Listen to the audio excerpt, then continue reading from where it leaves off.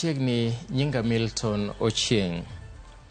Kwan familia mayudo midhiero mikelo goula e kaunti ma Homa Bay kaluwore gi koth mapek madhi nyime chwe e pacho ka medore ka nyaka sani ji maromo 8,700 oula osekelo negi chandruok e gwenge mopogore e kaunti no.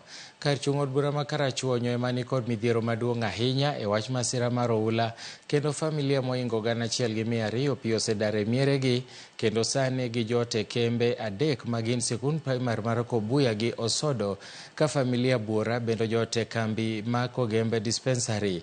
Komishna mar kaunti no Moses Lelan okoni thoth oganda moula osedaro e mieregi wuok e kar chung' od bura ma Karachuonyo, ka puothe maromo 464 bende oyango ni pi oula oseywero gi cham e igi, kendo gwen maromo 3,000 gi jamni maromo 40 bende pi oula. Partners, county government, kuhakikisha ya kwamba wale ambao wako katika sehemu zile wameweza kupata kuondoka kule. We have a problem with Miriu River here.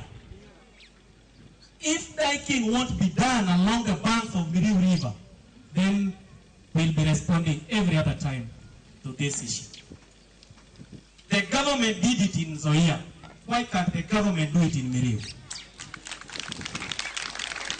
The national government did it in Nyando. Why can't we also be helped here?